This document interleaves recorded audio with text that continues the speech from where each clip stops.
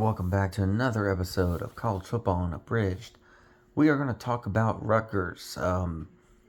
Schiano has been fantastic at Rutgers.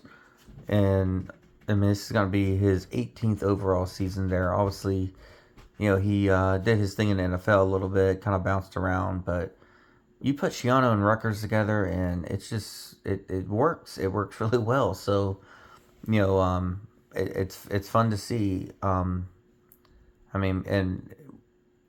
remember Rutgers being just perennially horrible, and then they had uptick with him.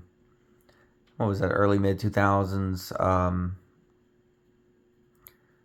and then it kind of once he left, it kind of went with it, and the went back to the old ways, and seeing him come back, it's been nice. But being said, last year wasn't so great.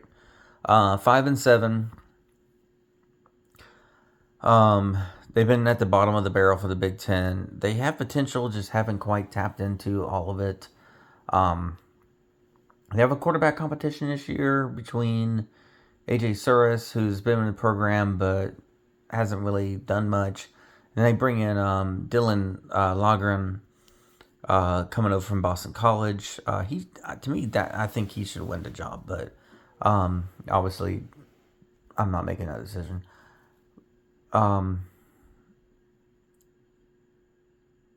Longren had, for Boston College last year, in 9 games, had threw for over 2,000 yards, 12 touchdowns. And if he gets a job, whoever gets a job, has a great shot to succeed, because they got KJ Duff, who is coming off absolute great season last year. Caught almost 2,000 yards and receiving and 7 touchdowns. He's a big guy, 6'6", 225, and what's great is you have him, but who's obviously just really good. He led the nation with 22 contested catches. I mean, when you're 6'6", you should be winning those. And it's not just him. You got Ben Black there. He's coming off 8 catches for 119 yards. So you got other guys there to take the attention maybe a little bit, or take some of the attention, as all the attention goes to Duff.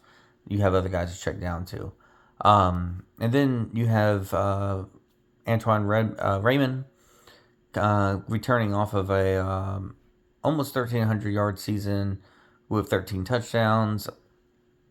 I mean, you look at this receiving the receive between Duff and Raymond. You're sitting there going, why wasn't Rutgers better? I mean, it's interesting. So there's a lot of potential, especially if they can get quarterback play situated. That Rutgers could have a really good season. They got strike while the iron's hot type thing. You got the players. Let's go do something, build something around it, take advantage of it. Because you don't know when the next time you're going to have that caliber of multiple guys who are that great, or to that level. So Schiano is back. He got involved in the defense last year. Helped him out a little bit. He overhauls the defensive staff, okay? He brings in former South Dakota State head coach. Former South Dakota head coach Travis Johansson.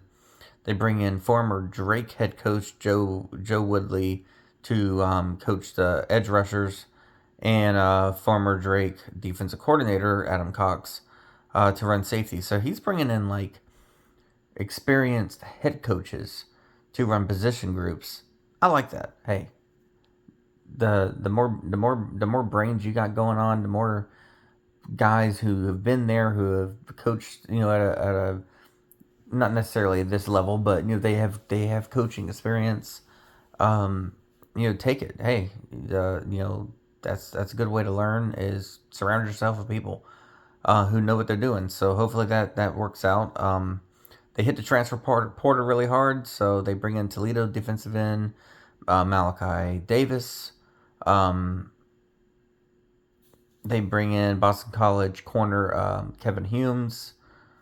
So that they're bringing in some guys that way.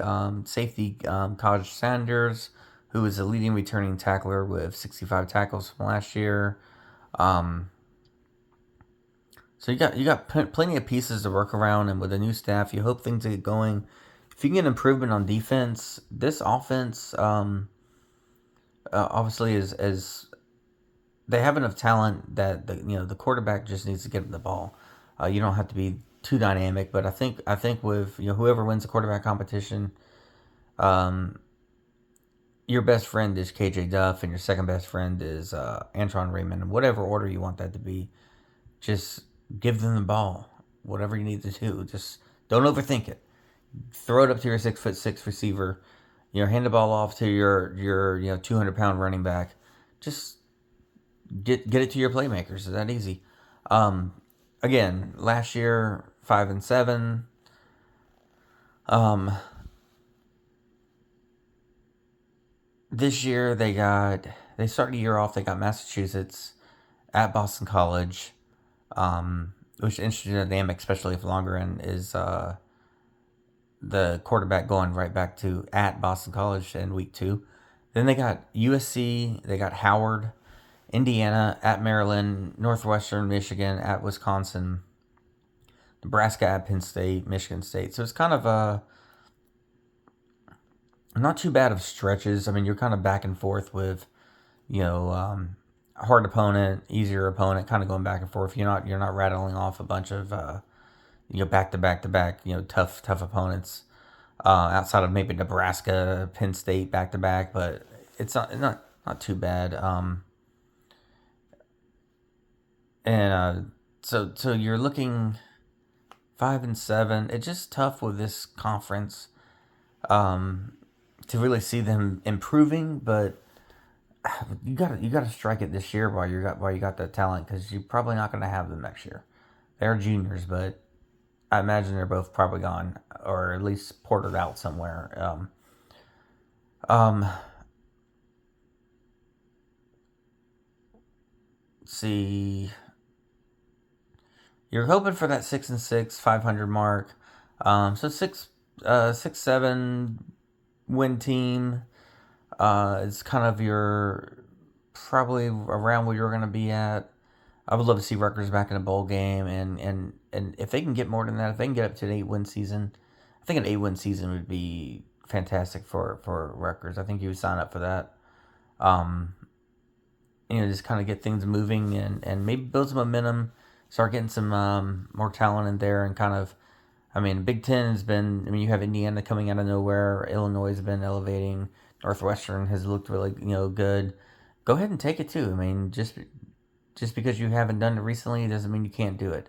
Um, and you got the guys there, so go out and set the ball and go play some football.